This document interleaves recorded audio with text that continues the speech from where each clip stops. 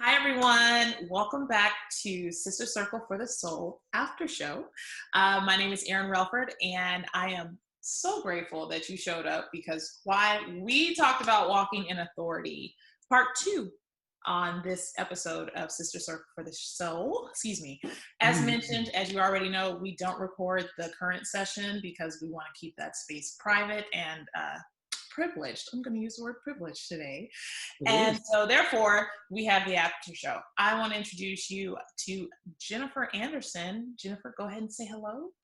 Hey guys, so good to see you again. As Erin was so kind to say, yes, my name is Jennifer Anderson, and with Erin, we are executive producers for Sister Circle for the Soul, which is a space where we talk about things pertinent to women, especially women of color, and we get into different kind of strategies, how to live on purpose, personal development.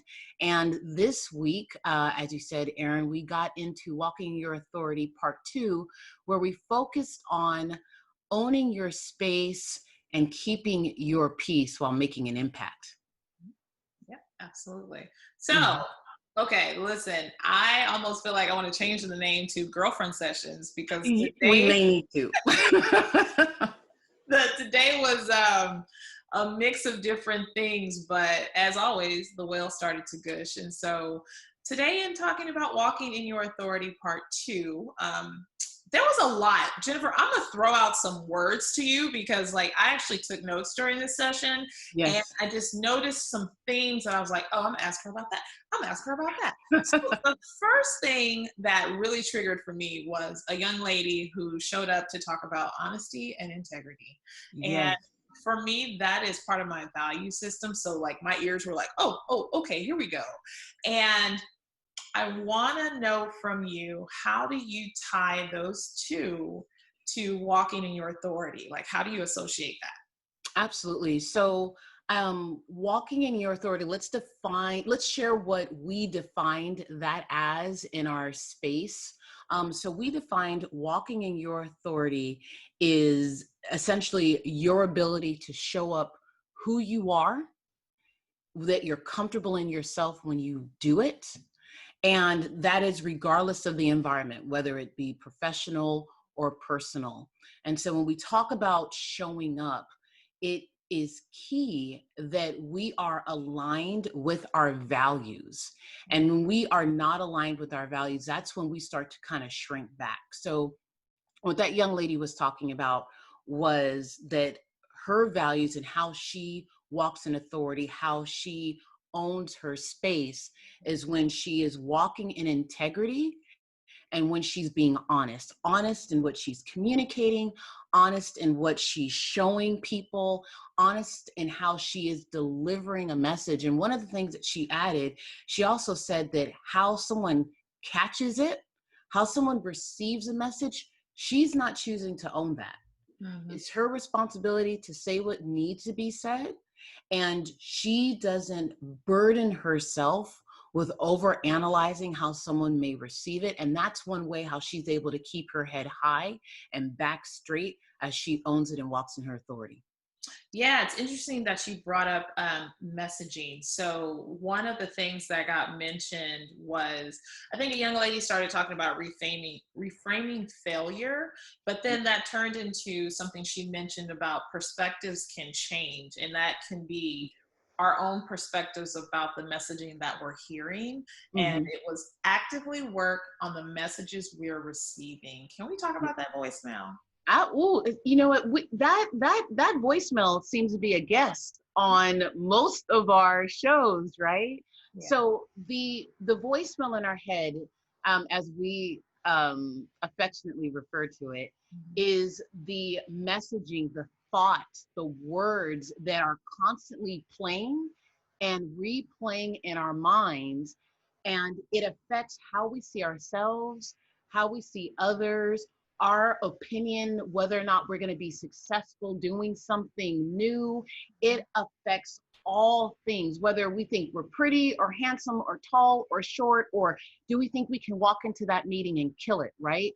That is the messaging in our head.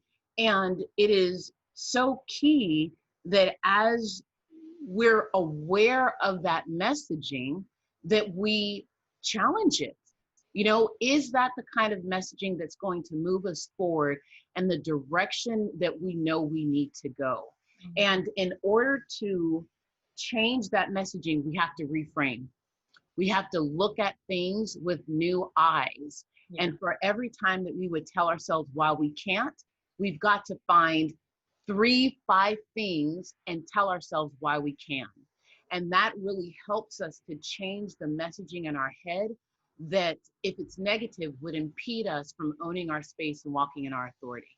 Yeah, yeah, absolutely. So the other thing, there's like 3 or 4 different areas that I really Yeah. want to make sure that we touch on, but we're gonna play dodgeball for a minute, so we'll see how we do our dodgeball. I love what came towards the end when someone mentioned emotional terrorist. Woo! Just the just the thought of it, emotional terrorist. So, And yeah, I mean, just to interject, because I don't know what your question is, I've already written that down. That will be a future Sister Circle for the Soul session, right. just for us to talk about that, because that can manifest in so many different ways. So, your question to that, Erin. Yes, is how do you deal with how has emotional terrorists shown up in your life and how did you deal with them or what did you learn from them? Absolutely. Oh my goodness, just give me a minute. Let me just try to condense, right? It was The dodgeball. We're totally playing dodgeball. you know what, let's define it. I really like defining it, so that we all can be on the same page when we're looking at something. So emotional terrorism, um, is emotional terror, right? It is when a person or situation has terrorized someone or hijacked someone's emotional experience. Okay. And people can mess with your emotions from a number of different ways, such as gaslighting, such as talking down to you, such as speaking over you, basically any kind of action that would jar your emotions from a malicious standpoint, Mhm. in order to keep you small, in order to keep you second guessing, in order to keep you from your power, to keep you from embracing who you really are and standing in your truth. Mhm. And that's happened to me before, unfortunately. um that happens, you know, when people make you second guess what you think is wrong. Like, wait a minute, that doesn't look right, and then they explain it away, right? Or where they backhandedly compliment you, where they may say, oh, you're so articulate for a woman, or for an African, or they realize your ethnicity, they go, oh my gosh, you're just so articulate. Yeah, And right. you're thinking, I can have a command over the English language just like anyone else, Yes. right?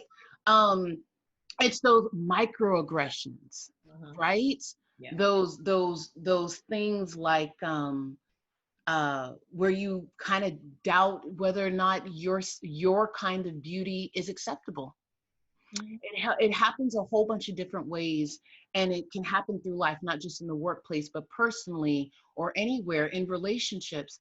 And when I have had those different experiences, a couple of things had to happen for me. The first thing is that I had to first come to the realization that something wrong happened. Okay. As long as you keep thinking it's okay or dismissing it, there is no improvement. And I didn't say that you had to, or anyone has to, get in someone's face, but there's got to be an internal validation of your perception and your feelings. Mhm. Must. Gut check. Yes, yes, you've got to be able to say, no, I'm not crazy. And even if this was my perspective, it's my perspective. And because of that alone, it has value. It has value, where I assign value to how I feel. And then it's me owning the fact that I need healing from it and not predicating that on an apology. If Gotcha. I'm waiting for someone to give me some apology, I may be waiting for a very long time. Mhm. Let me start to find my healing. And with that, the third thing, let me give forgiveness. That person may never come and to the truth of what they did wrong. That person may have maliciously done that to me, but me harboring anything against them hurts me more so than it hurts them. Yeah. And then it's reaffirming and building up myself in my identity, in my individualism, in my uniqueness. And again, assigning value, unmovable value, to that thing that was attacked. And then changing the message in my head, understanding, no, this is good because of X, Y, and Z. People may have different opinions, but it takes away no value from me. Some people like diamonds, some people like gold, some people like rose gold, some people like silver. Yeah. All of those things may have different values in the marketplace, but I am entitled to my preference. Mm-hmm. Because I'm making this up, because I prefer gold and you may prefer rose gold, doesn't take away from me liking gold and you liking rose gold. Yeah. Yeah. It's like, as my therapist would say, Erin, some people like vanilla ice cream. Some people like strawberry. Everybody ain't gonna like you. So, or you're not gonna be someone's flavor. Flavor. Yep. I'm gonna be that double fudge banana chocolate chip. And you don't like that flavor. That is really for that person to take with them. Again, that has nothing to do with you. Exactly. Exactly. And no, please continue. No, I was just like, to your point, it's taking that thing and not redefining, but I forget what you said, and Reframing. Reframing it. Yeah. So it's, what does that mean to me? Like, what am I standing on, basically? Exactly. And we have to remember, we run into people with different levels of maturity. Mm-hmm. And some people may be immature in their responses, mm-hmm. right? So just because somebody shoots off and blazes their mouth and takes down a whole bunch of people with their toxicity, their reaction wasn't right. It doesn't mean that how I represented wasn't right. Okay. Their interpretation caused a negative reaction. It didn't mean that is who I'm standing in. It doesn't mean that I am the result that they're showing me, right? Like, I'm not the byproduct of their interpretation of me. Absolutely. And as long as I think I am, I'm going to be double-minded in everything I do. I'm just going to be tossed around. And that's how I am hijacked by an emotional terrorist. The way that you don't make yourself susceptible to that is understanding who you are, making very clear boundaries of who can be in your space and who has the privilege of speaking into your life, mm-hmm. and staying firm on those boundaries and letting people earn their voice in your life, not just handing that on over to anybody. No, I love that. So in the handing over, what I notice is this theme of energy. And so you said something earlier about internal validation. And so, working in IT, I kind of correspond with that in the sense of validation checks when we're testing something. If it don't fly, it doesn't get through. Right. Yeah. And so it's treating ourselves in the same way, that if the message doesn't quite pass the muster, we don't hold on to that. We let that Absolutely. Go. Absolutely. There was a time in my life where my mail would pile up, right? It would be the bills with the flyers and the, supermarket coupons and all this kind of stuff. And it would get to the point where I'm like, dude, I just don't even want to go through the mail. And then I told myself one day, you know what? I'm checking mail at the door. If I can, right at the mailbox, right? And I'm like, oh, this isn't wrong mail. This person doesn't live here anymore. Return to sender. Oh, this, I can recycle that. Oh, this. And out of like a stack of mail, there would only be 3 letters that had any kind of pertinence. Yeah. And that was what would get deeper into my home or cross the threshold. And we have to be more conscious in our day, right? We have to move through it intentionally and understand that, it's like we're on a New York street. There's a lot of people coming and going. There's a lot of messages coming and going, right? You can't pay attention to everybody on the street. You can't pay attention to every message that might cross your path.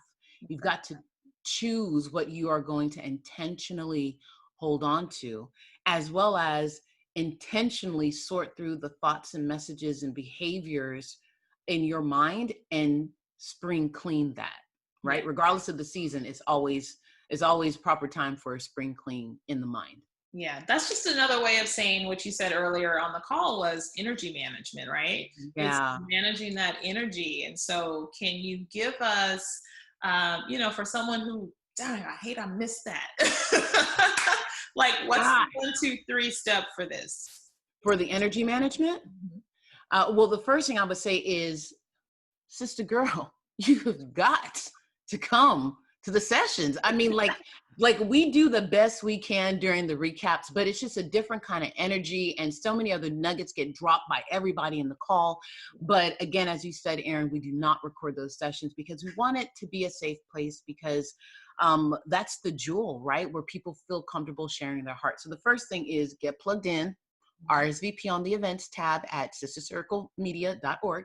But the second thing is understanding, I think, that energy is a thing, and you only have so much of it.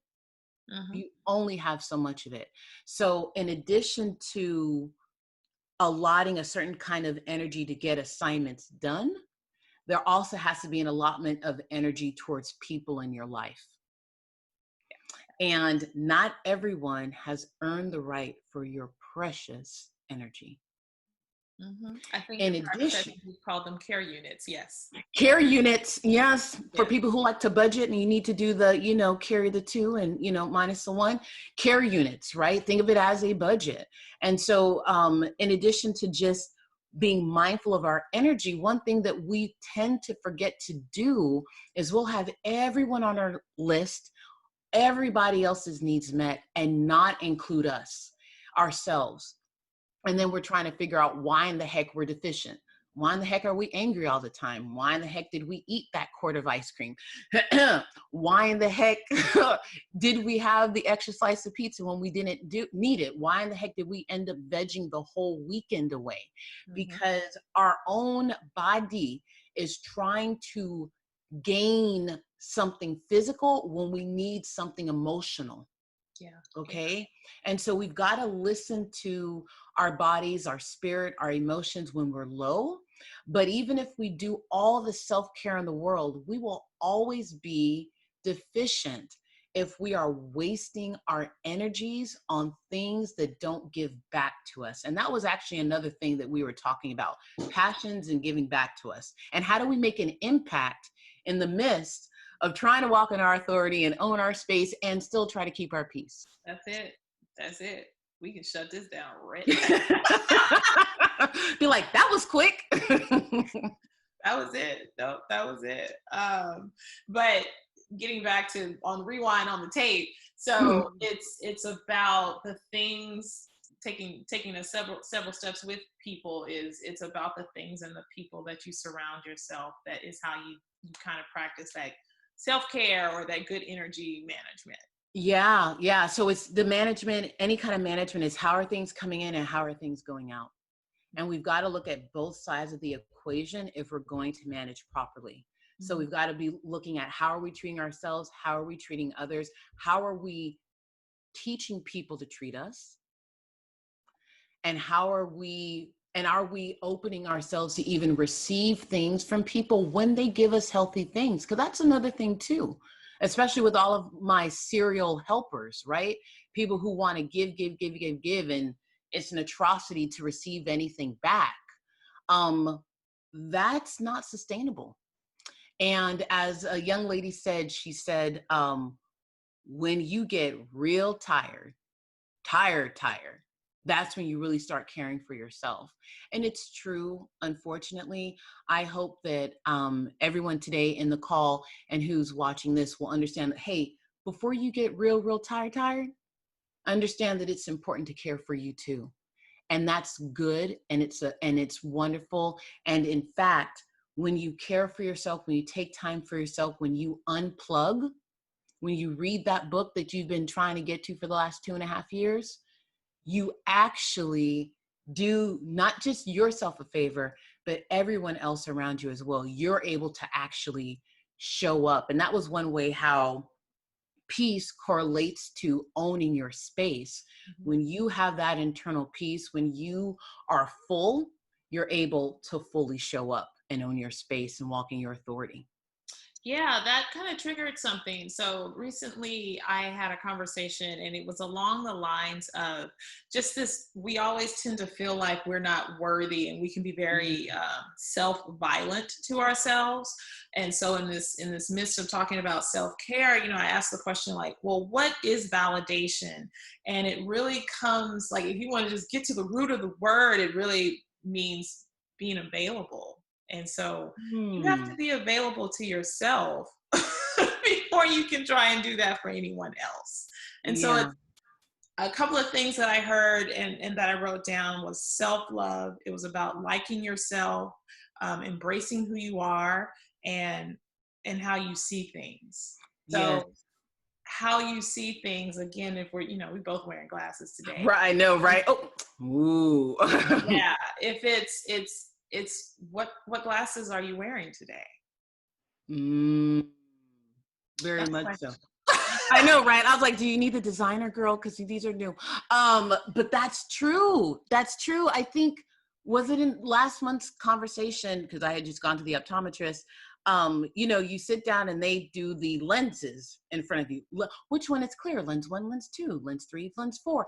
And they don't just throw these different kind of lenses in front of your eyes. They will check your individual eye. They will check your right eye and then your left eye. And to your point, if we're not seeing correctly, we can't own our space, walk in authority, keep our peace, or have an impact on the world, right?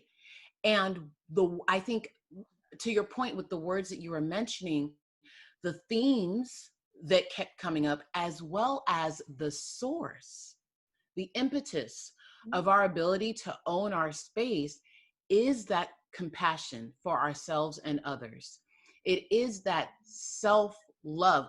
You know what? Let's back it up. Compassion, being understanding towards somebody's failings, right? Or somebody Thank might you have for just defining slightly. that because I think we sometimes go, oh, compassion means, oh, okay, hey, I'm Yeah, okay. you No, know what I'm saying? We just kind of like take it, to no. me, I'm defining self compassion as, I get it. It's okay.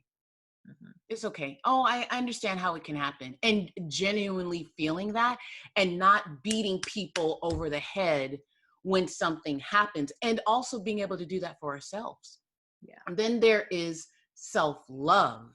Mhm. And I define that as taking a look at myself in the mirror and appreciating what is there. Not comparing myself to some Instagram model, or somebody where the fans all blowing their hair back and they had a team of 40 people to put them together. You know what I'm saying? I've got like a bottle of mousse and like some bad lighting in my bathroom. Like, that's the best I'm working with, right? Right.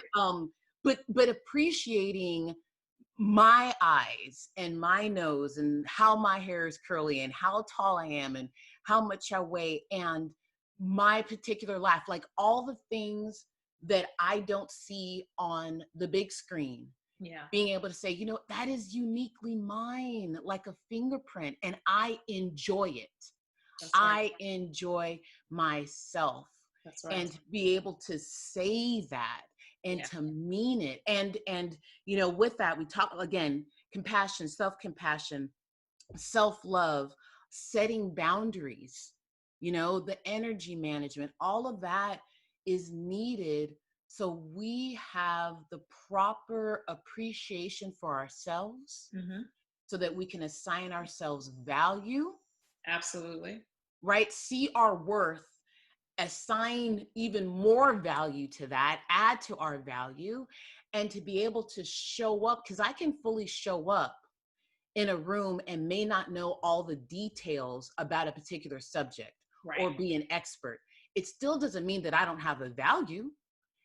I don't have to be an expert to walk in my own personal healthy authority. Which another thing that someone will mentioned, I think it was Tanisha. She talked about how owning space means acknowledging my personal space, but also admiring and acknowledging the space of others, Yeah. right? You can own your own space and not have to bulldoze people. Yeah. Let us not become the very things that caused us pain for Yeah. others. Amen, girl. Right? Right? For all the folks out there who were hurt, take that as a lesson of what not to do. Yeah. And let's all be better. Yeah. So that's interesting because something you said a few minutes ago, it was about, because Jesus is my homeboy, I am that I am. And there ain't going to be but one me on this planet. So Right. I better honor that. I love that. Look at that, right? Like that is the acknowledgement of, wait a minute. I am sent here with a purpose and I'm a gift. Hold up. Wait a minute. Let me understand what I feel like we're about to start stepping. Let me understand what I am. Yeah. There's a reason why I'm here. And no, I'm not simple. I'm complex. And that's part of the beauty of it. So let me understand who I am. I'm wanting all these people out here to validate me. I don't even know who I am. That's right. And more so, oh, sorry, more so, they do not spend 24 hours with you. So how would they ever know? Why would you First believe of all, back it up, put it in reverse, beep, beep, beep, beep, beep, beep, beep. When did they even earn the privilege of knowing you on the level that you should know you? That's right. Who it is a privilege to know what makes you laugh. That's right. It is a privilege to know what your favorite top 3 Baskin Robbins ice cream flavors are. It is a privilege to know what you do to get your hair like that. It is a privilege to know how many lipstick colors you put together to get that bomb color, because I talked to you about that already, right? It is a privilege. Yeah. It is a privilege to know why your favorite movie is your favorite movie. And that's when we start coming to this self-love. Dive into the journey of that. Yeah. Yeah. Right? Yeah. And to your point, no, those people are not equipped to know you like that, because one, they're not even that, they don't spend that time with you, but two, they need to earn that time. Anyone in your space should earn that time. Yeah. Because anyone close to you, that's sacred ground. That's sacred ground, because they have the ability to influence your perception, your identity. And that is space that just can't be given away blindly.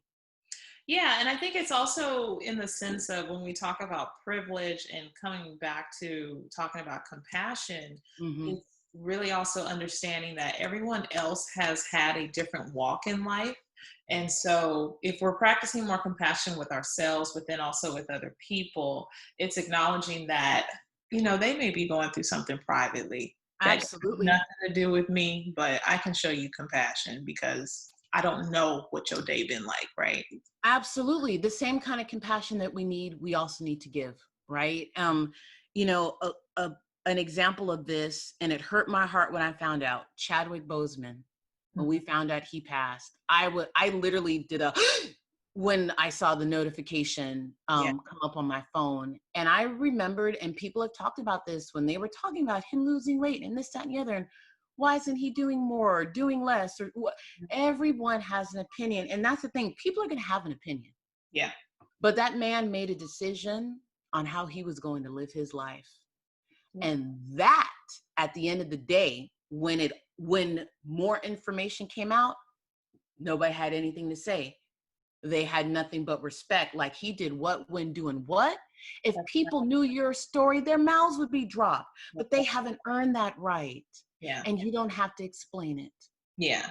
That's your treasure to hold. Now you just keep walking, showing compassion towards other people, right? But also towards yourself. Yeah, absolutely. So wrapping this up, the one thing that I didn't mention in this conversation or in the previous conversation that we just had was the word define kept coming up.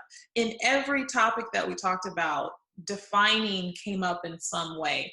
And so I think it's important, Jennifer, if you can help us to understand, where do we start if we Mhm. have been a person, so we've talked about a lot today, and like, what if we don't even know how to begin to self-love or show compassion, et cetera, et cetera, et cetera. Um, define for us how we should ebb and flow just to even start swimming in these waters. That's good. Wow. I've said this before as a first step to some things, and I think it's true. To a lot. I think it's the first step in any revelation, and that is be still. Be still. Because because being able to start flowing in self-love and compassion means that your understanding of those words and how they relate to you need to change. There are things that you need to realize that those are not just nice to haves, those are things that are entitled to you. Okay, that's part of your benefits package. I Okay, like that. Yes. yes, that's part of your human being. Write it down. That's that, that, it. that's part of your human being benefits package. Yeah. Okay, self-compassion and self-love.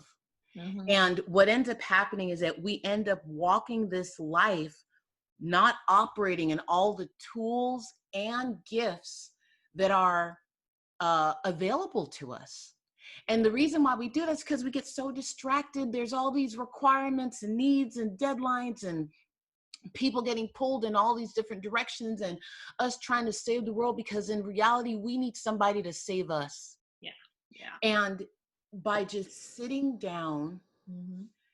and start to get acquainted with your own thoughts and writing them down so you can kind of take a look at them, you're able to start seeing what you've been thinking, seeing what you've been eating, Yeah. seeing what you've been consuming, Yeah. seeing what you've been believing.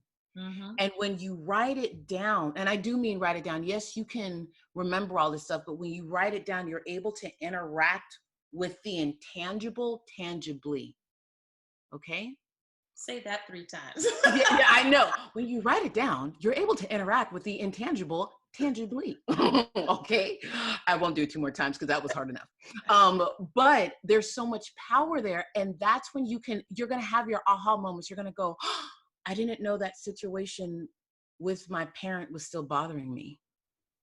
Oh, wait, why do I think that I feel so bad? Oh, why do I keep having these partners in my life? Oh, it's going to just open up a whole world of understanding of yourself Mhm. for you to then see a pattern of either rejection or negativity or whatever that is, and then you can combat that with the opposite. Even if you don't even know how to say, you know what, I like my hair today, at least you know that to not be so hard on yourself, because you realize you actually have been too hard on yourself. Right. Right. And I think that's when you can start saying little things like, as you've put everything down and you're honest, you can start saying, well, where do I want to be? You may not even know how to get there. Yeah. That's fine. You may just want to say, man, I need to make more times to see the sunset or the sunrise. Yeah. Yeah. And just start talking about what you like about it. Start talking about your likes, because really it's a process of getting to know yourself again, or Mm. maybe even for the first time. Yeah. I would start there. I like that, getting to know yourself, even if it is for the first time, which is such an exciting, exciting adventure. Exactly. I will say, just as an example, I think as I've tried to start aligning myself with my own values, honesty being one of them that we talked about today, and then freedom being another, it's Mm. sometimes for me that means just going outside and sitting on the porch just to kind of take in all this freedom. Do Yes. it in the smallest of ways, and you can be brought back to yourself very quickly, right? Absolutely. Absolutely. I think as you're writing things down and you're getting to know yourself, knowing your why, knowing your values are anchors. And that was actually one of the things that you brought up during the call, is one reason why we have difficulty being consistent, right? Mhm. Because we talked about in the call, sometimes people may walk in authority and own their space, but not in every situation, not in every place. But in order to help do that more consistently, you need an anchor. So I'm going to flip it on you. What did you mean by anchor? And I know we're going to wrap up the call pretty soon, but what did you mean by anchor, and how can that help people I'm so walk glad this you out? brought that up because I had it on my list to talk about. We had gone down another road, and I was like, we just gonna stay right here. But anchors, let me tell you. So I think in a world, I'm big on passion, and passion to me is representative by water. So Mm, we tend to flow when we are in our passion, but yes. the world's going to come at us, all these external factors, people, places, things, and we will be impacted kind of like a meteorite hitting the planet or whatever. You know, it's going to be some things that get hit on your chest, and you're going to either have blowback from that and be shifted out of your position, right, where you're exactly where you're supposed to be, or you can be rooted in something internal Hmm. and have that as your anchor, your northern star, as some people might relate to it. But it's the thing that always brings you back to a place of you, right, I like whatever that is, so that when things come your way, you won't be swaying, right, like the trees. You won't be left and right. No, you'll be right here where you're supposed to be. exactly, exactly. And I believe Aisha was talking about passions and how it's so important to be, or to be involved in, even if it's not your 9 to 5 at this point, to be involved in things that you're passionate about, because it's in doing those things that you're passionate about that you automatically get those care units, right? You get that energy back that you need and that you want to just enjoy your walk on this planet. And that is why the anchor is so important, right? The Yeah. anchor is so important because it keeps you rooted in that thing that helps give you life. Yeah, it's right there in your chest, right there on your chest. Anyway, I feel like there was so much more Oh, there because was. I wrote down resilient, and I forgot what I was going to reference when we talked about that. But I think we just talked about it in terms of anchor. So I will leave it there. Maybe we'll save that for another Sister Circle for the Soul Sounds hashtag good. girlfriend sessions. So. I am hoping you guys will tune in for the next Sister Circle for the Soul, which I think we have coming up in November. It's the last one of the year. So Yes, November 9th. no, when is it? November 9th. Oh, November no, 9th. 6th. Oh, November 6th. Apologies. so 3 days after you go and vote. Hmm. Be very clear about Oh, that. no, no, no. I'm sorry. We're all voting early. That's right. That's right. Okay. All That's voting right. early. That's right. 3 days after we get the results of this election. Yes, I like that. Mm-hmm, Yeah. mm-hmm, mm-hmm. Yes, thank you. Please come by so that we can have a celebration with Sister Circle for the Soul, guys. My name is Erin Relford. She is. Jennifer Anderson. And we'll see you guys next time. Bye. Bye.